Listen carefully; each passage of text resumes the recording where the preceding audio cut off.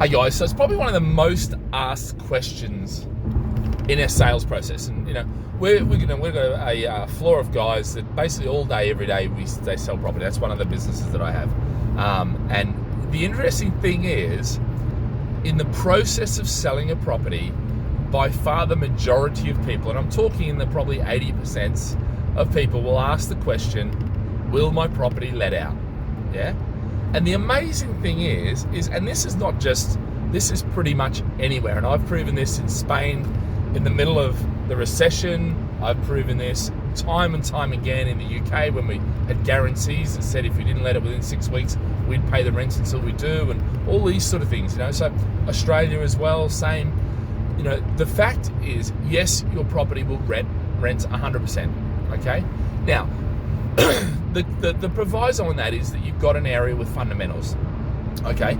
So there are some exceptions that I have seen, and one of the exceptions that comes to mind is mining town in Australia, limited number of properties, and a limited number of people working there. And what happened was the mine shut down. So what happens when a mine shuts down? All the people that were there don't need to be there anymore, or they leave.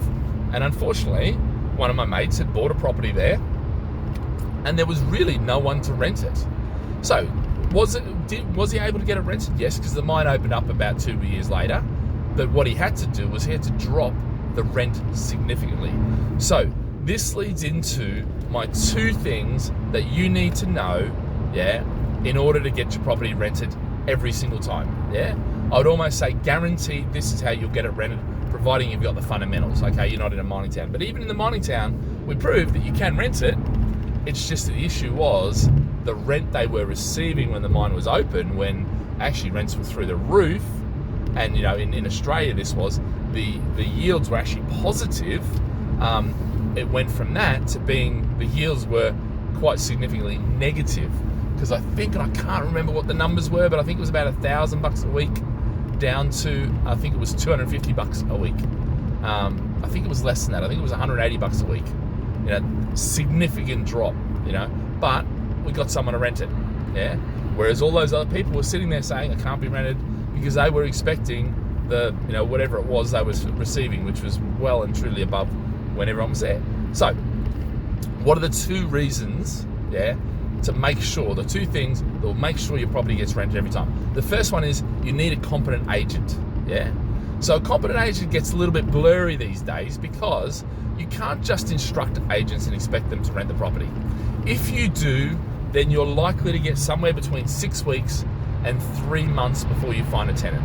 Okay, because what it'll be you driving the property. In other words, you'll be calling them up saying, how are we going, what are we doing, and it'll be your responsibility to do that. Okay, a good agent, that won't be the case. A good agent will be proactive in contacting you and saying, right, here's the feedback from the market, here's where the market's at right now, I suggest we drop the price.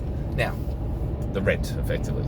Okay, now, here is the key, okay? Number one was you've got to have a competent agent. If you haven't got a competent agent, the best thing to do is sack them. Don't try and change them, because to be fair, they've been competent their whole career. They've been incompetent their whole career.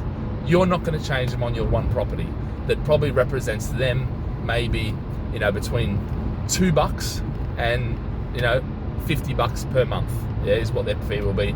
Maybe if you're in London or that, you might get 100, 150, something like that. Bottom line is, for the actual salesperson, they're only getting a percentage of whatever your management fee is, so it's even less. So you're not going to change their lives by renting your one property. It's not going to happen, okay? So first one is incompetent agents, sack them, If they're competent, fantastic. If it's still not renting, then simply you haven't found the current market rent for that property, okay? In which case, in most cases, you've got to drop the price, okay? There are some other ways of doing it. You can add incentives, first month half price, first month free, whatever, gym membership down the road or something, which might drop it by $40 or something. You can do these sort of things. Okay, so the first one is that they're an incompetent agent, get rid of them. Second one is, quite simply, drop the rent.